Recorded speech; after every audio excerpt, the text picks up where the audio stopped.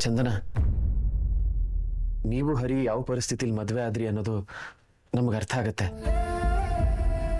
ಆದ್ರೆ ಈ ಊರಿನ ಜನರಿಗೆ ನಮ್ಮ ಮನೆ ಅಂದ್ರೆ ಮೊದಲಿಂದನೂ ಅಸಡ್ಡೆನೆ. ಈ ಮದುವೆನೂ ಕೂಡ ಅವ್ರು ಅದೇ ಭಾವನೆಯಿಂದನೇ ನೋಡ್ತಾ ಇದ್ದಾರೆ.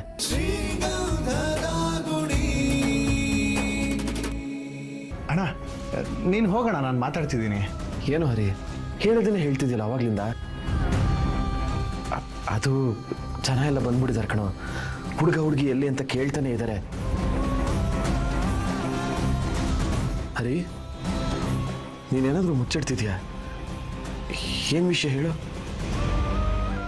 ಅದೆಲ್ಲ ಏನೂ ಇಲ್ಲ ಅಣ್ಣ. ಅದು ಇವ್ರ ಅಪ್ಪನಿಗೆ ಆರಾಮಿಲ್ಲ ಅಲ್ಲ, ನೋಡೋಕ್ಕಾಗಿಲ್ಲ ಅಂತ ಬೇಜಾರಲ್ಲಿದ್ರು. ಸಮಾಧಾನ ಮಾಡ್ತಿದ್ದೆ ಅಷ್ಟೇ. ಇಲ್ಲ, ಅದಲ್ಲ. ಇರ್ರಿ, ನಾನು ಮಾತಾಡ್ತಿದ್ದೀನಲ್ಲ ಅಣ್ಣ. ಅಷ್ಟೇ ಅಣ್ಣ, ಅದು ಬಿಟ್ರೆ ಇನ್ನೇನು ಇಲ್ಲ. ನೀನು ಸುಮ್ಮನಿರು.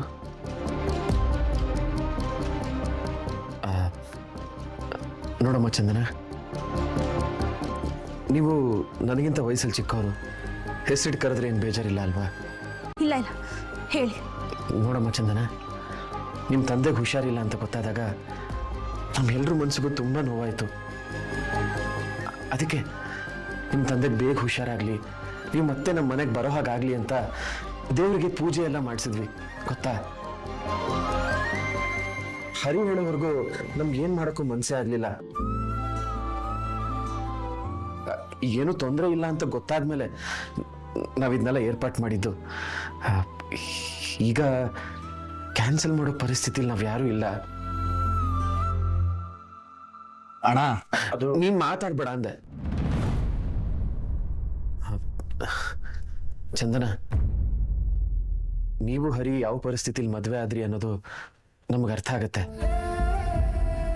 ಆದ್ರೆ ಈ ಊರಿನ ಜನರಿಗೆ ನಮ್ಮ ಮನೆ ಅಂದ್ರೆ ಮೊದಲಿಂದನೂ ಅಸಡ್ಡೆನೆ.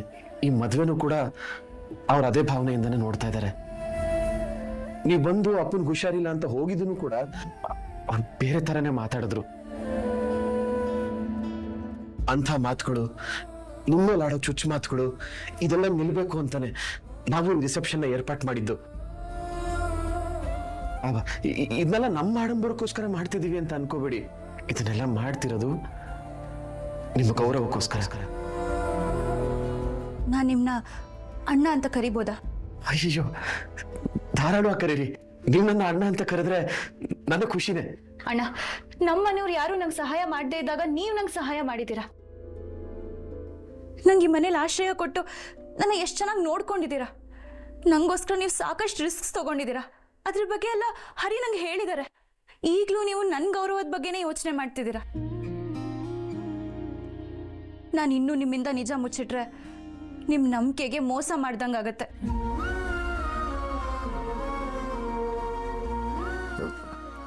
ರೀ, ಏನ್ರಿ ಮಾತಾಡ್ತಾ ಇದ್ದೀರಾ? ಇವಾಗೆಲ್ಲ ಸರಿ ಆಯ್ತಲ್ಲ, ಬಿಡಿ. ಯಾವುದು ಸರಿ ಆಗಿಲ್ಲ.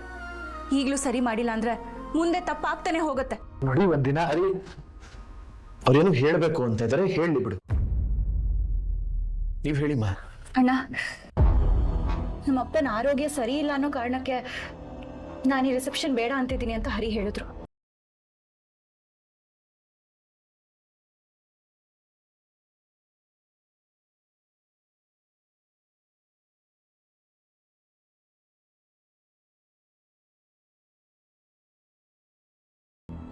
ಇನ್ಯಾರನ್ನೂ ಯಾಮಾರ್ಸಕ್ಕೆ ನಂಗೆ ಮನ್ಸಿಲ್ಲ ಅಣ್ಣ. ನೀವೆಲ್ಲರೂ ಅನ್ಕೊಂಡಿರೋ ಹಾಗೆ ಮದ್ವೆ ನಿಜವಾದ ಮದ್ವೆನೇ ಅಲ್ಲ.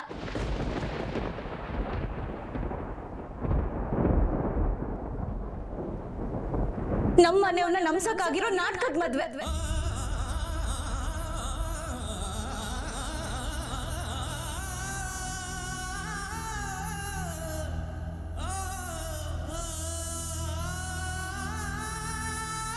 ನನ್ನಿಂದ ನಿಮ್ಮ ಮನ್ಸಿಗೆ ಬೇಜಾರಾಗಿದ್ರೆ ದಯವಿಟ್ಟು ಕ್ಷಮಿಸ್ಬಿಡಿ ಅಣ್ಣ.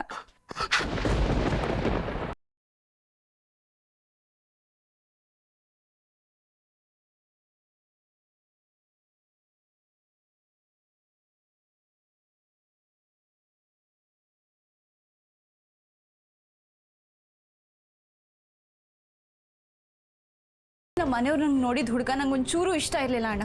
ಅವನೊಬ್ಬ ಸೈಕೋ. ಅದಕ್ಕೆ ನಾನು ಹರಿ ಅವ್ರ ಹತ್ರ ಹೆಲ್ಪ್ ಕೇಳಿದೆ. ಆಗ ನೀವು ಅವ್ರಿಗೆ ಹೆಲ್ಪ್ ಮಾಡಿದ್ರಿ ಅಂತ ನಂಗೆ ಗೊತ್ತಣ್ಣ. ಆಮೇಲೆ ನಾನು ಬೆಂಗಳೂರಿಗೆ ಹೋಗ್ಬೇಕು ಅಂತ ನಿರ್ಧಾರ ಮಾಡಿದೆ. ಆಗ ಹರಿನೇ ನಾನು ನಿಮ್ಮನ್ನ ಕರ್ಕೊಂಡು ಹೋಗ್ತೀನಿ, ನಿಮ್ಗೆ ಹಾಸ್ಟೆಲ್ ಹುಡುಕ್ತೀನಿ, ನೀವು ಅನ್ಕೊಂಡಿದ್ದೆಲ್ಲ ಸಾಧಿಸ್ಬೋದು, ನಿಮ್ಮ ಕನಸೆಲ್ಲ ನನ್ಸಾಗತ್ತೆ ಅಂತ ಹೇಳಿದ್ರು.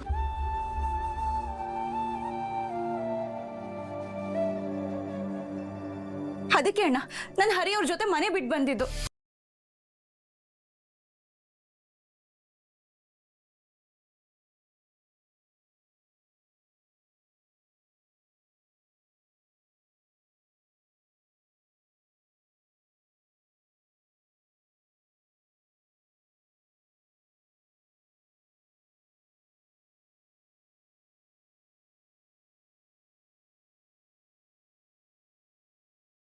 ನಾನು ಸತ್ರು ನಿಮ್ಮ ನಂಬಿಕೆಗೆ ಮೋಸ ಮಾಡಲ್ಲ.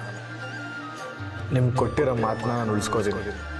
ಹೇಗಾದರೂ ಮಾಡಿ ಇಲ್ಲಿಂದ ಬೆಂಗಳೂರಿಗೆ ಕರ್ಕೊಂಡು ಹೋಗ್ತೀವಿ. ಇದು ಫೇಕ್ ಮದುವೆ ರೀ.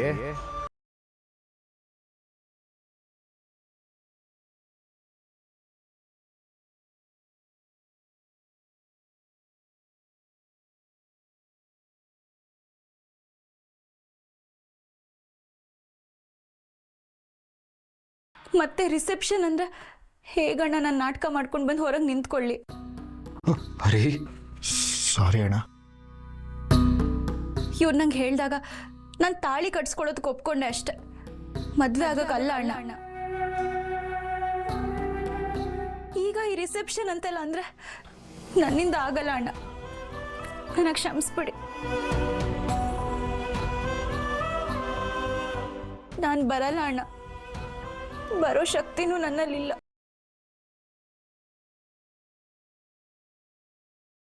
ಅವ್ರು ಇಂಪ್ರೆಸ್ ಆಗಿ ಪ್ರಪೋಸ್ ಮಾಡ್ಬಿಟ್ರು. ಡ್ರೈವರ್ ಅಂತ ಎಷ್ಟು ಹೇಳಿದ್ರು ಅವ್ರು ಕೇಳಲೇ ಇಲ್ಲ. ನಾನೇ ಬೇಕು ಅಂತ ಒಂದೇ ಹಠ. ಅಣ್ಣ ಅಣ್ಣ ಅದೇನಾಯ್ತಂದ್ರೆ ಕೊನೆಗೂ ಎಲ್ರೂ ಯಾಮಾರಿಸ್ಬಿಟ್ಟೆ ಅಲ್ಲ.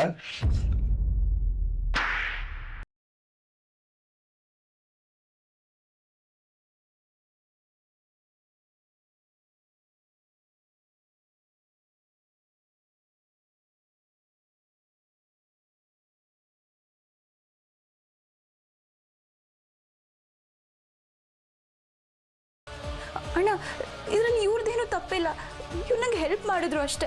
ಇದು ಈ ಮಟ್ಟಕ್ಕೆ ಹೋಗುತ್ತೆ ಅಂತ ಯಾರಿಗೂ ಗೊತ್ತಿರಲಿಲ್ಲ. ಪ್ಲೀಸ್ ಇವ್ರಿಗೇನು ಅನ್ಬೇಡಿ.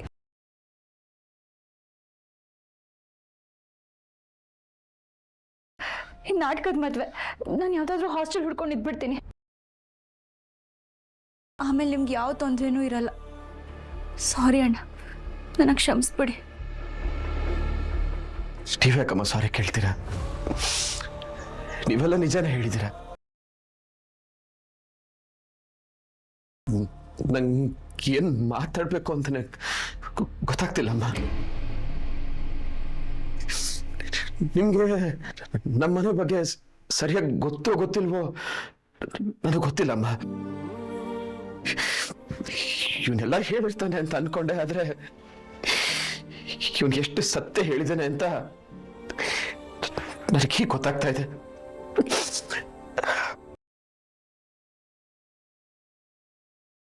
ಅಮ್ಮ, ಜನರು ಎಲ್ರ ಮನೆಗೂ ಒಂದೊಂದು ಹೆಸರಿಟ್ಟಿರ್ತಾರೆ. ಊಟಕ್ಕೆ ಗತಿ ಇಲ್ದಿರೋ ಮನೆ, ಬಟ್ಟೆ ಗತಿ ಇಲ್ದಿರೋ ಮನೆ, ಕಳ್ಳರ ಮನೆ, ಸುಳ್ಳರ ಮನೆ ಅಂತ ಏನೇನೋ ಹೆಸರಿಟ್ಟಿರ್ತಾರೆ. ಆದ್ರೆ ನಮ್ಮ ಮನೆಗೆ ಏನ್ ಹೆಸರಿಟ್ಟಿದ್ದಾರೆ ಗೊತ್ತಮ್ಮ? ಹೆಣ್ಣ ದಿಕ್ಕಿಲ್ದಿರೋ ಮನೆ, ಲಕ್ಷ್ಮಿ ಇಲ್ದಿರೋ ದರಿದ್ರ.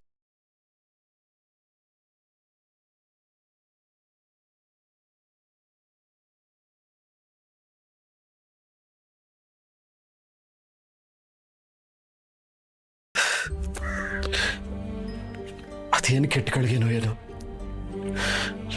ನನ್ನ ತಮ್ಮಂದಿರಿಗೆ ಅಮ್ಮನ ಮುಖ ಮನ್ಸಲ್ಲಿ ಉಳ್ಕೊಳಕ್ ಮುಂಚೆನೆ ಅಮ್ಮ ನಮ್ಮನ್ನೆಲ್ಲ ಬಿಟ್ಟು ಹೊಟ್ಟೋದು.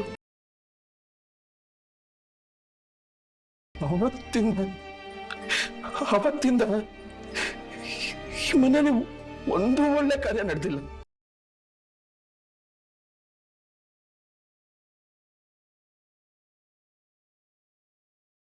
ತಮ್ಮಂದಿರಿಗೆ ನಾನೇ ಅಮ್ಮ ಇದೆ.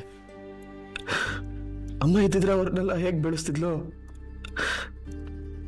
ನಾನು ಹಾಗೆ ಬೆಳೆಸೋದಕ್ಕೆ ಪ್ರಯತ್ನ ಪಟ್ಟೆ. ಆದ್ರೆ ಇವನು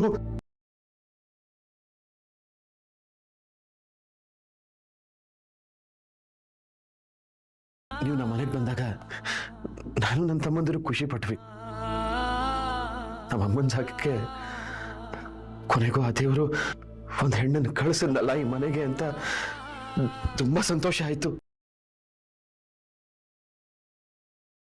ಆದ್ರೆ ಕೊಟ್ಟಾಗ ಮಾಡಿ ಹಾಗೆ ದೂರ ಮಾಡ್ಬಿಟ್ಟ. ಸಾರಿ ಅಣ್ಣ, ನನ್ನ ಪರಿಸ್ಥಿತಿ ನನಗೆ ಅರ್ಥ ಆಗುತ್ತಮ್ಮ, ನನಗೆ ಅರ್ಥ ಆಗುತ್ತೆ. ಇದರಲ್ಲಿ ನಿಮ್ ತಪ್ಪೇನೂ ಇಲ್ಲ. ನಿಮ್ಗನ್ನಿಸ್ಬೋದು ಹೊರಗಡೆ ಜನ ಬಂದಿರೋದು ನೋಡಿ ನಾನು ನಾಟಕ ಮಾಡ್ತಿದ್ದೀನಿ, ಸುಳ್ಳು ಹೇಳ್ತಿದ್ದೀನಿ ಅಂತ ನಿಮಗನ್ನಿಸ್ಬೋದು. ಇವರೆಲ್ಲ ನಾವು ಸಂತೋಷವಾಗಿರೋದನ್ನ ನೋಡೋದಕ್ಕೆ ಬಂದಿದ್ದಾರೆ ಅನ್ಕೊಂಡಿದ್ದೀರಾ? ಇಲ್ಲಮ್ಮ, ನಾವು ಈ ಮನೆಯಲ್ಲಿ ಅದು ಹೇಗ್ ಸಂತೋಷವಾಗಿರ್ತೀವಿ ಅಂತ ನೋಡೋದಕ್ಕೆ ಬಂದಿದ್ದಾರೆ. ಒಳ್ಳೇದಕ್ಕೆ ಈ ಮನೇಲಿ ಜಾಗನೇ ಇಲ್ಲ, ಇನ್ನ ಅದ್ ಹೇಗ್ ಫಂಕ್ಷನ್ ಮಾಡ್ತಾರೆ ಅಂತ ಆಡ್ಕೊಳಕ್ ಬಂದಿದ್ದಾರೆ ಅಮ್ಮ. ನೀವು ಬರೋದಕ್ಕೆ ಒಂದ್ ಸ್ವಲ್ಪ ತಡ ಆಗಿದ್ದಕ್ಕೆ ಈಗಾಗ್ಲೇ ಮಾತುಗಳು ಶುರುವಾಗಿ ಹೋಗಿದ್ಯಮ್ಮ. ಈಗ ರಿಸೆಪ್ಷನ್ ನಡೆಯಲ್ಲ ಅಂತ ಗೊತ್ತಾಗ್ತಿದ್ದ ಹಾಗೆ ಎಲ್ರು ಮನೆಗೆ ಹೋಗಿ ಹಬ್ಬದ ಊಟ ಮಾಡ್ತಾರೆ.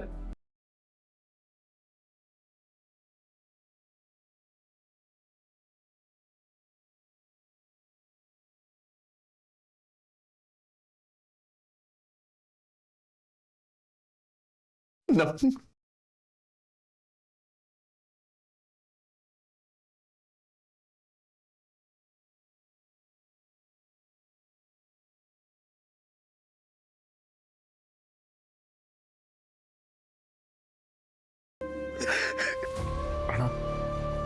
ಪ್ಲೀಸ್ ಅಣ್ಣ, ನೀನು ಅಳ್ಬೇಡ.